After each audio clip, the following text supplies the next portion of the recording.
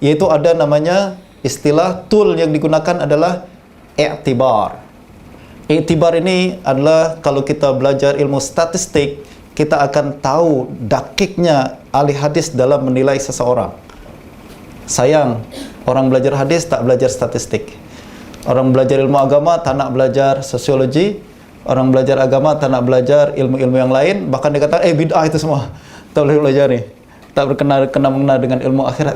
Padahal boleh membantu kita untuk memahami sebenarnya apa yang dilakukan oleh ahli hadis zaman dahulu. Mereka melakukan amaliyah i'tibar atau sama dengan ilmu statistik. Dia kumpulkan semua riwayat perawi. Lalu dia nilai setiap riwayat tersebut dibandingkan dengan perawi-perawi yang lain. Setelah dibandingkan, akan lahir dua keadaan. Sama ada riwayat perawi tersebut muwafaqah dengan perawi yang lain, adakah ataupun dia mukhalafah dengan riwayat-riwayat perawi yang lain. Kalau banyak muwafaqahnya, maka dia dikira sebagai thiqah. Banyak mukhalafahnya, maka dia dikira sebagai dhaif. Dhabatnya tinggi atau rendah dikira daripada muwafaqah dan mukhalafah. Ini adalah amaliyah i'tibar. Tengok apa ucapan Ibn Salah. An-na'tabira ay nuwazin. Na'tabir istilahnya adalah kita buat muwazanah, kita buat perbandingan. An-nuwazin riwayatihi bi riwayati thiqatil ma'rufina bil-dhabt wal-itqan. Kita nak menilai si fulan A, si perawi namanya si Hussein misalkan. Saya nak tengok dia dhabitnya tinggi ke rendah. Bandingkan riwayat Hussein dengan riwayat thiqat al-ma'rufin bil-dhabt wal-itqan. Kita bandingkan riwayat dia dengan riwayat perawi-perawi thiqat yang lain yang sudah terkenal. Hussein bandingkan dengan orang di tabaqah dia. Kalau dia berada dalam tabaqah Imam Malik, bandingkan riwayat dia dengan riwayat Imam Malik. Kalau dia berada dalam tabaqah Imam Ahmad bin Hanbal, bandingkan dia dengan Ahmad bin Hanbal. Jangan dia riwayat dalam tabaqah Imam Malik, kita bandingkan dengan perawi-perawi dalam tabaqah Imam Ahmad bin Hanbal, tak kena. Macam kita juga dalam kelas kan tuan-tuan. Nak tahu nilai kita adalah bandingkan dengan teman-teman sekelas. Jangan bandingkan riwayat nilai seorang sekarang ni dengan nilai-nilai zaman dahulu, istilahnya duf'ah atau apa istilah? Graduation yang berapa tahun lepas. Tak? Setiap orang dinilai dalam tabaqahnya masing-masing. Fa in wajadna riwayatihi muwafiqatan. Nah, tengok, kalau kita tengok riwayatnya muwafiq, selari dengan riwayat perawi-perawi thiqah tersebut, walau min haitsul makna, walaupun dari segi makna saja, au muwafiqatan laha fil aglab wal mukhalafatu nadirah, arafna hina idzin kaunahu dhabitan sabtan. Atau kita tengok sebagian besar riwayatnya muwafiq, sedikit saja mukhalafah, maka kita sebut dia dhabit sabat. Wa in wajadnahu katsirul mukhalafah, tapi kalau kita tengok dia banyak mukhalafahnya, arafna ikhtilala dhabtihi, pada saat itu kita tahu bahwa dia dhabatnya rendah. Walam nahtaj bi hadisihi, kita tak berhujjah dengan hadis dia. Jelas ke tak jelas? Tak jelas ya? Kita kena explain lebih dalam lagi. Tuan-tuan, ada seorang ulama besar bernama Imam Yahya bin Ma'in. Satu hari, Yahya bin Ma'in adalah mujtahid mutlak dalam menilai perawi. Dia yang menilai si perawi thiqah, perawi tak thiqah. Bukan hanya adalahnya, tapi dhabatnya juga. Dia nilai fulan dhabat paling tinggi, fulan dhabat paling rendah, fulan dhabat average saja, fulan dhabat VIP lah, paling tinggi lah, hebat sangat. Ini penilaian Yahya bin Ma'in kepada setiap perawi. Satu ketika beliau masuk ke Basrah. Beliau ingin menilai dhabat Hammad ibn Salamah, seorang ulama Basrah besar, tabaqah di atas Yahya bin Ma'in. Sudah meninggal Hammad ibn Salamah, tapi dia ingin tahu Hammad ibn Salamah ni dhabatnya tinggi ke rendah. Apa yang beliau lakukan, tuan-tuan? Dia datangi semua murid-murid Hammad ibn Salamah yang hidup pada saat itu. Sebab Yahya tak jumpa dengan Hammad ibn Salamah. untuk menilai Hammad ibn Salamah, kita nilai riwayatnya daripada riwayat murid-murid Hammad ibn Salamah. Dia datangi 17 orang murid Hammad ibn Salamah. Antara lain Affan ibn Muslim, antara lain At-Tabuzaki, dan ramai murid-murid Hammad, 17 orang. Dia datangi satu persatu, ambil hadisnya, apa yang awak dengar daripada Hammad, hadis ni 100 hadis misalkan, saya dengar dari dia 1000 hadis, saya dengar 500 hadis, kumpulkan semuanya. Kata Yahya bin Ma'in, Hammad ibn Salamah ni sering salah dalam meriwayatkan hadis. Saya ingin tahu, salah dari dia ke atau salah daripada murid-muridnya? Hebat tak? Ahli hadis sampai tahu salah ni dari siapa. Sama ada salah dari perawi itu, ataukah salah daripada murid-muridnya yang meriwayatkan. Salah murid dalam meriwayatkan daripada guru. Ini sering berlaku zaman sekarang. Guru tak cakap apa-apa, murid yang cakap. Aku tak cakap macam gitulah. Tapi murid yang cakap, murid yang salah nih, bukan gurunya. Sampai ada orang yang kita tak kenal guru tu, tapi karena muridnya sering cakap terlalu vokal, akhirnya kita kata murid awak ni, guru awak ni confirm lah dia dari aliran Mu'tazilah. Padahal ketika itu jumpa dengan dia, taklah, salah murid yang meriwayatkan daripada saya. Nah, itu yang dilakukan oleh Yahya bin Ma'in, dikumpulkan riwayat Hammad ibn Salamah. Yahya berkata, kalau semua murid Hammad ibn Salamah meriwayatkan satu hadis sama semua, muttafaq alaih, maknanya ini betul daripada Hammad ibn Salamah. Kalau berlaku kesalahan dalam riwayat tersebut, maknanya salah berasal daripada Hammad ibn Salamah.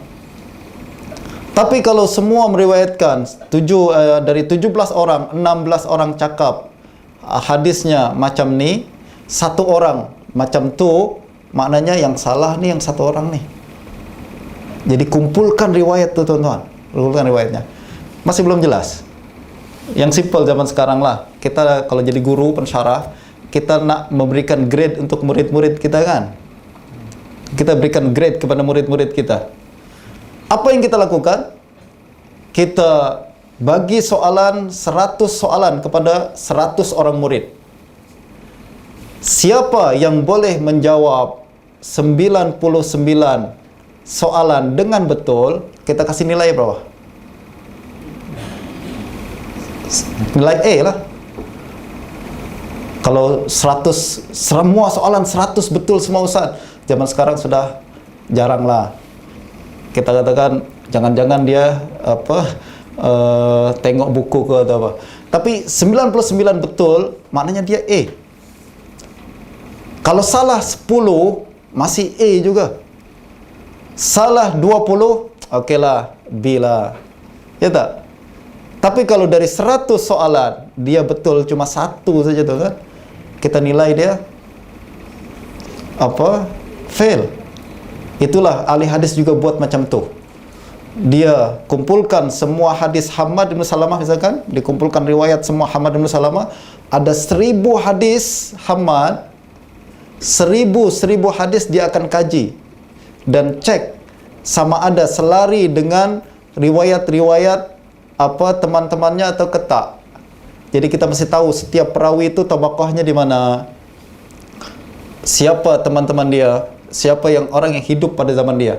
Hammad ibn Salamah dia hidup selari dengan Hammad ibn Zaid, sezaman dengan Hammad ibn Zaid, sezaman juga dengan Malik bin Anas, sezaman juga dengan Syu'bah ibn Hajjaj, sezaman juga dengan Imam Ismail bin Ulayyah, Sufyan Ats-Tsauri. Ini satu angkatan semua.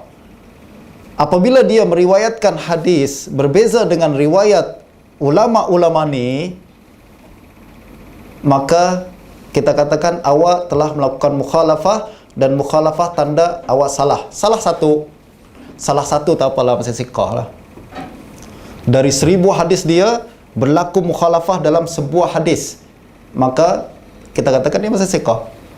Tapi dari 1000 hadis dia berlaku mukhalafah sampai 900 hadis misalkan, ini udah dhaif dhabatnya sangat lemah. Awak telah melakukan kesalahan 900 daripada 1000, maka dikatakan awak telah dhabat awak salah, dhabat awak rendah. Tapi kalau dari 1000 hadis dia cuma melakukan kesalahan 5, 10 saja. Tak ada orang yang betul semua riwayatnya. Bahkan Imam Malik sendiri ada berapa riwayat beliau salah. Kalau begitu, masih siqah. Yang salah biasalah, namanya manusia. Faham kata Pak? Inilah namanya dhabt, tuan-tuan. Susah untuk kita lakukan pada hari ini, dan saya katakan menilai dhabt perawi pada hari ini sudah tak mampu lagi dilakukan oleh ulama sekarang ni, sehebat apapun dia, setinggi apapun darjatnya dalam hadis. Awak nak sebut dia hafizul asr ke, muhaddisul asr ke, awak nak sebut dia sebagai imamul muhaddisin fi hadzal zaman ke, dia tak mampu untuk melakukan amaliyah iktibar macam ni. Tak ada lagi yang mampu melakukan perkara tersebut melainkan pada ulama mutaqaddimin dulu. Imam Yahya bin Ma'in, Ahmad bin Hanbal, sampai ke Daruqutni. Selepas itu mungkin sudah semakin kurang orang yang selepas itu sudah tak ada lagi orang yang mampu melakukan amaliyah iktibar. Lalu apa yang kita boleh lakukan? Taklid, tuan-tuan. Apa lagi yang kita boleh buat? Ini si fulan telah disiqahkan oleh Yahya bin Ma'in. Selesai ya. Kenapa Yahya katakan dia siqah? Sebab Yahya telah melakukan amaliyah iktibar tadi. Aku tak percaya dengan Yahya bin Ma'in. Okey, awak buat sendiri amaliyah iktibar. Awak kumpulkan riwayat perawi tersebut, kumpulkan semua hadisnya tanpa terlepas satu hadis pun. Ini yang dilakukan oleh para ulama, iktibar, sabar. Dikumpulkan semua hadisnya, lalu setiap hadis kaji dan bandingkan dengan riwayat-riwayat rekan-rekan dia yang hidup sezaman dengan dia. Setengah mati, tuan-tuan, buat. Dan tak ada satu orang pun yang mampu buat pada hari ini. Tak ada, tuan-tuan. Kita zaman sekarang gelaran lebih besar daripada hakikat. Kita katakan si fulan ahli hadis, si fulan hadis besar. Okey, tak apalah. Tapi berbanding dengan ulama zaman dahulu, tak ada apa-apanya. Dia tak boleh melakukan perkara yang dilakukan oleh ulama, yang dilakukan oleh Yahya bin Ma'in, Ahmad Hanbal dan lain-lain. Ini adalah amaliyah untuk menilai dhabt perawi, dan pintunya sudah tertutup. Tak ada lagi orang yang mampu melakukan perkara tersebut. Okey, tuan-tuan. شروط الراوي الضابط. الراوي الضابط هو الذي اتصف بالضبط، وتلخيص شروطه عند العلماء أن يكون الراوي متيقظا غير مغفل، حافظا إن حدث من حفظه، ضابطا لكتابه إن حدث من كتابه، وإن كان يحدث بالمعنى اشترط فيه أن يكون عالما بما يحيل المعاني، ونحن نفصلها ونشرح ما يتعلق بها. وذلك أنه يشترط في الراوي أن يكون وقت تحمل الحديث وسماعه مميزا ضابطا، لأنه متى لم يكن كذلك كان غير عالم بما تحمله وقت الأداء ولا ذاكر له. ووجب أن يكون حاله فيما يؤديه كحاله في جميع ما يحكيه من أفعاله الواقعة منه في حال نفسه وعدم تمييزه وعلمه، وبمنزلة ما يحكيه المجنون والمغلوب مما يعرف أنه وقع منه حال الغلبة على عقله. فلا خلاف أن ما هذا سبيله لا يصح ذكره والعلم به والفصل بينه وبين غيره. فوجب لذلك كون المتحمل وقت تحمله عالما بما يسمعه واعيا ضابطا له، حتى تصح منه معرفته بعينه عند تذكر له كما عرفه وقت التحمل له، فيؤديه كما سمعه بلفظه إن كان ممن يؤدي الحديث بلفظه، وإن كان ممن يؤديه على المعنى فحاجته إلى مراعاة الألفاظ والنظر في معانيها أشد من حاجة الراوي على اللفظ دون المعنى. هذا إذا كان تعويله في تحمله على حفظه.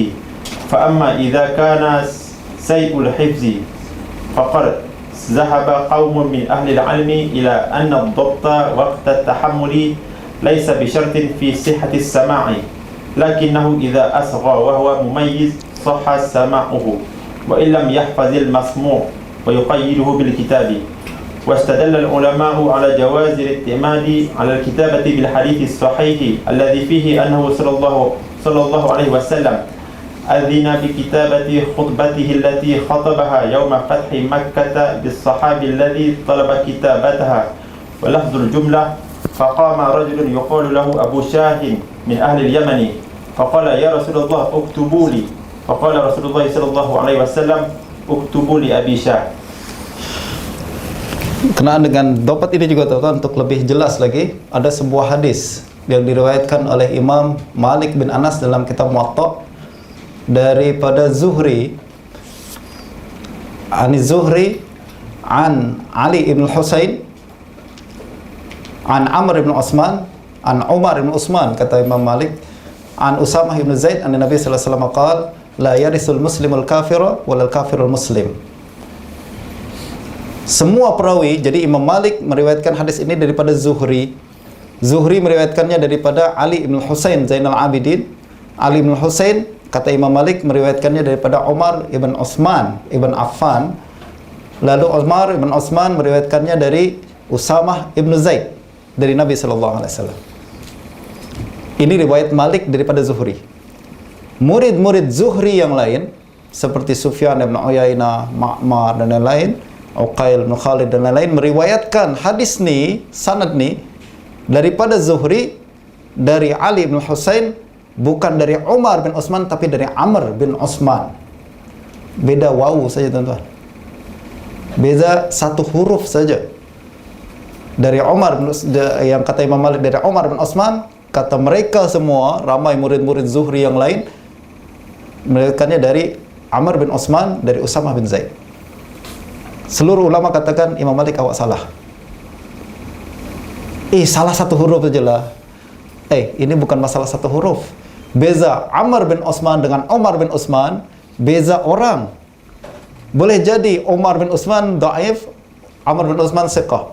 Awak salah huruf saja boleh jadi berpindah dari satu orang perawi kepada